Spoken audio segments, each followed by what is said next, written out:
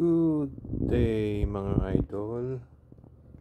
Okay, kolekta ako ng itlog.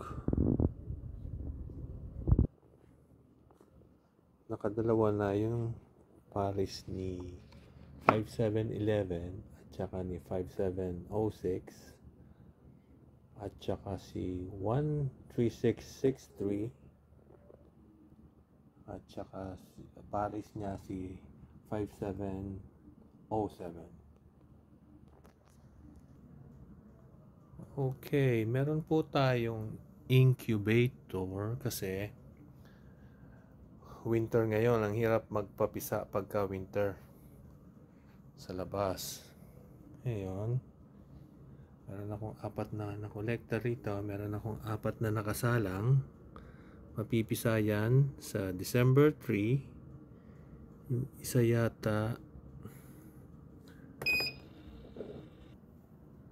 yata mapipisa sa December, nakalimutan ko na. Anyways, ito yung mga bago, may mga mark sila. Nag-rotate na yung isa, may mga bago.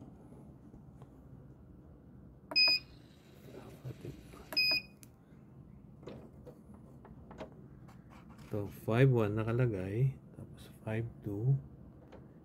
May listahan ako niyan. Ibig sabihin ng 1 first egg, itong 2 second egg. Ganun din dito. Yan.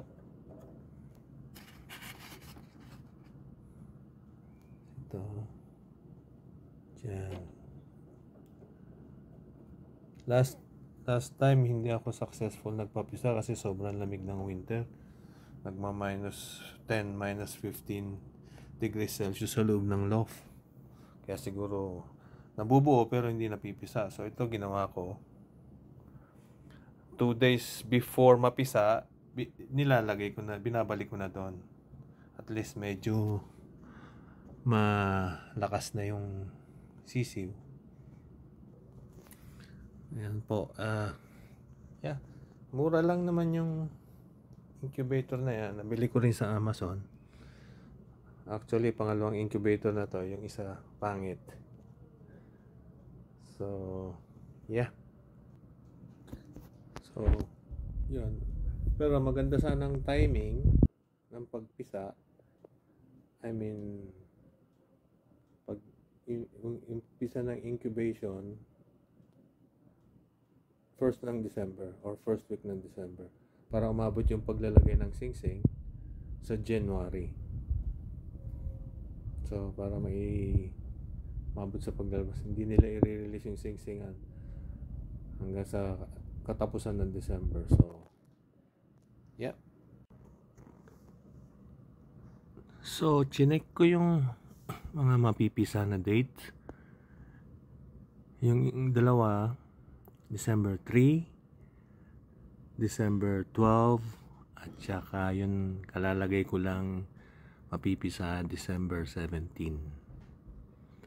So, binabalik ko sila sa pugad 1 day or 2 days before. Siguro gagawin kong 1 day para masigura 1 day before. Pabalik ko siya sa pugad. Meron ngayon mga fake na eggs doon sa pugad nila. Yung experience ko pati, kasi meron din ako sinubukan ng mga nag-spring na 4 na natural incubation. Ang mga parents na nag-incubate, okay naman, nailaban ko sila, pero yung 4 na yun nawala. So yung sinasabi nila na yung natural incubation versus yung sa mga incubator na ganito, mas maganda daw. From my experience, palagay ko parehas lang. Parehas lang from my experience.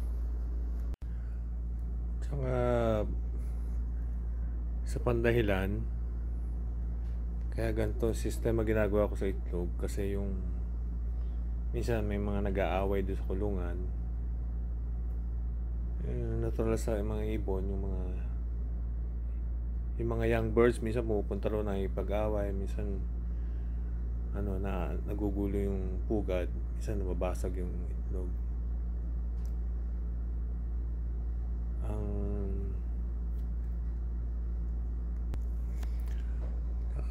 Gaya nga ng sabi ko, last year unsuccessful ako sa winter. So, may mga laman siya pero hindi sila nangapisa.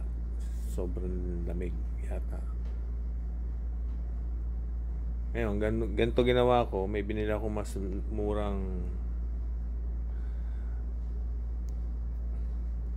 incubator. Hindi rin nag-work yung mga murang incubator. So, ito medyo mahal pero good price pa rin. Ito, very good ang niya, hatch rate niya. Almost 100%. Kaya, nagganon ako ng system. Meron pa akong at least mga 26 birds na young birds na sinali nung May. Nung August. So, yeah.